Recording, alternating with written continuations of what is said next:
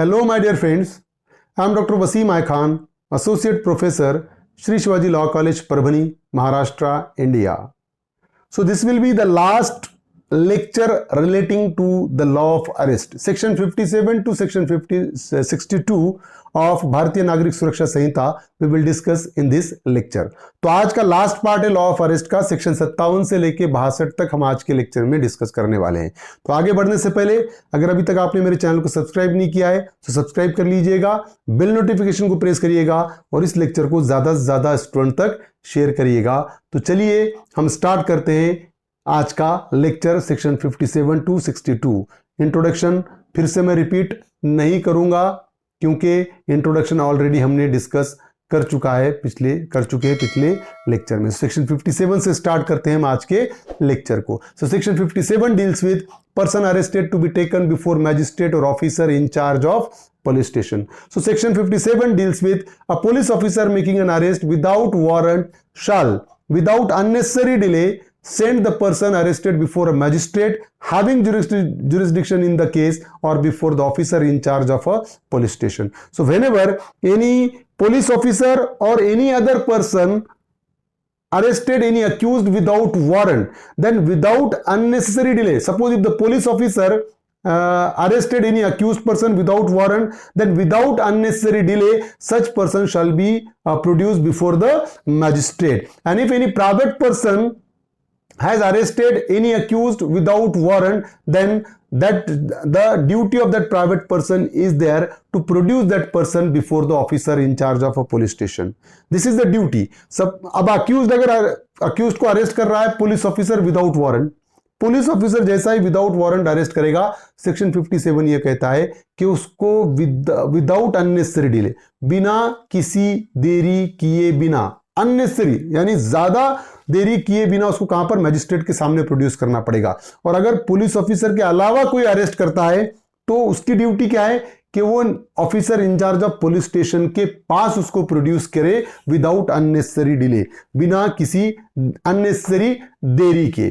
तो ये सेक्शन 57 कहता है कि पुलिस अरेस्ट करेगा अक्यूज्ड को और अरेस्ट करने के बाद वो अपने पास ही उसकी कस्टडी नहीं रखेगा, बल्कि सेक्शन 57 ये कहता है कि विदाउट अननेसेसरी डिले उसको मैजिस्ट्रेट के सामने प्रोड्यूस किया जाएगा. Section 57. Section 58 deals with person arrested not to be detain more than 24 hours.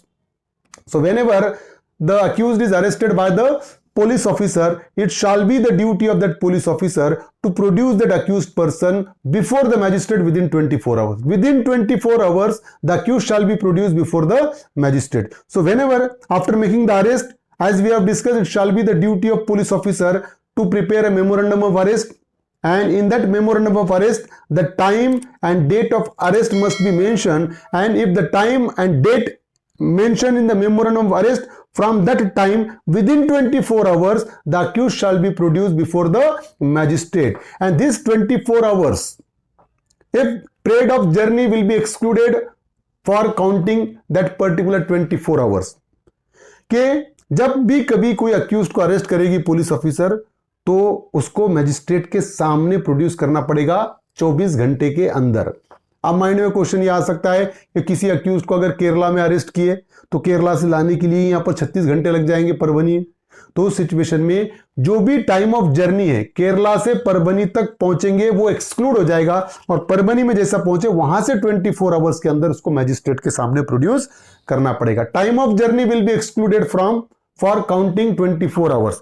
24 hours count करने के लिए टाइम ऑफ जर्नी एक्सक्लूड हो जाएगा, तो 24 घंटे के अंदर प्रोड्यूस करना पड़ेगा. अब देखिए, in Sharif Bhai versus Abdul Razak, Supreme Court held that if a police officer fails to produce an arrested person before a magistrate within 24 hours, he shall be held guilty of wrongful detention. If the police fails to produce the accused within 24 hours, then police shall be held liable for wrongful detention.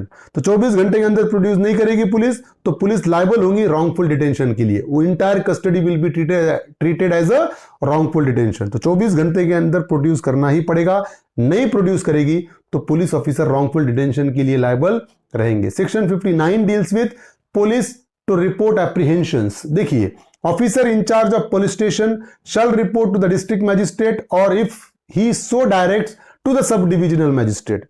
तो police officer in charge of police station की duty क्या है कि वो report करे किसको, district magistrate को। District magistrate अगर चाहता है, डायरेक्शन देता है, तो सब डिविजनल मैजिस्ट्रेट को क्या रिपोर्ट करेंगे, the cases of all person arrested without warrant, कि जितने पर्सन को विदाउट वारंट अरेस्ट किया गया है उनके cases, with in the limits of their respective station.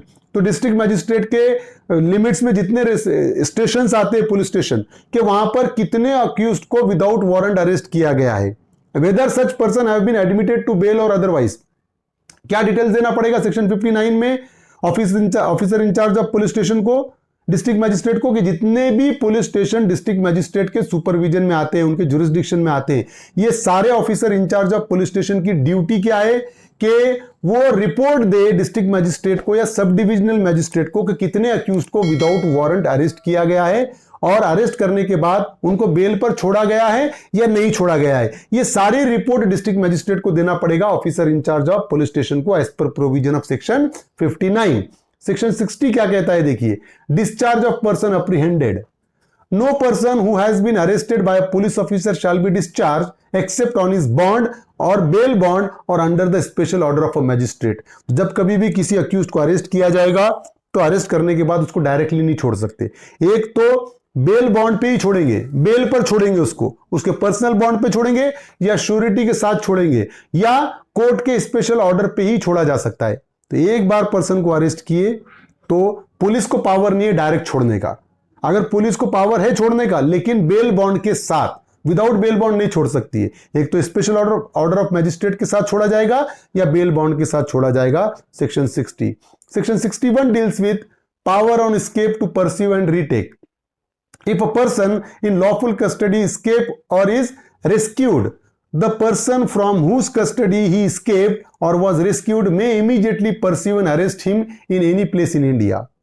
तो अगर कोई पर्सन पुलिस के कस्टडी से भागता है या कोई उसको बचाकर ले जाता है, मैं पुलिस ऑफिसर हूं, मेरे कस्टडी से कोई भाग रहा है या मेरे कस्टडी से कोई भगाकर लेकर जा रहा है, उसको रेस्क्यू करके लेकर जा रहा है, तो मेरे पास पावर है कि मैं इमीडिएटली उसको परसीव कर सकता हूं कहीं पर भी विद इन इंडिया और उसको वापस से अरेस्ट कर सकता हूं, कोई वारंट की जरूरत नहीं है। The provision of section 44 shall apply to arrest under subsection 1 although the person making any such arrest is not acting under a warrant and is not a police officer having authority to arrest। तो section 44 sub clause 1 के सारे power हो जाएंगे। अगर वो police officer नहीं भी acting as a police officer नहीं कर रहा है, प्राइवेट पर्सन भी अरेस्ट कर रहा है, तब भी वो प्रोविजन लागू होंगे। उसके भी कस्टडी में से अगर कोई अक्यूज भागता है तो उसको परसीव करके वो वापस से अरेस्ट कर सकता है। Section 62 deals with arrest to be made strictly according to Sanhita. No arrest shall be made except in accordance with the provision of this Sanhita or any other law for the time being in force providing for arrest. जब कभी भी police arrest करेगी तो arrest कौन से provision के हिसाब से करेगी, जो BNSS में बताए हुए भारतीय नागरिक सुरक्षा संहिता में जो ये सेक्शंस हम डिस्कस कर रहे हैं पिछले 8-10 लेक्चर से, इसी प्रोसीजर के तहत अरेस्ट करेगी या any other law for the time being in force providing for arrest, या और कोई लॉ में अगर अरेस्ट के प्रोविजन बताए हुए हैं तो उस तरीके से अरेस्ट किए जाएंगे। इसके अलावा और किसी तरीके से अरेस्ट किया नहीं जा सकता। ये सेक्शन 62 बताता है arrest to be made strictly according to संहिता। तो यही जो सेक्शन थे अरेस्ट से रिलेटेड हमने डिस्कस किए। उम्मीद करता हूं कि आपको समझ में आया होगा। समझ में आया तो मेरे चैनल को सब्सक्राइब कीजिए और इस लेक्चर को ज़्यादा से ज़्यादा स्टूडेंट तक शेयर कीजिए। Thank you very much.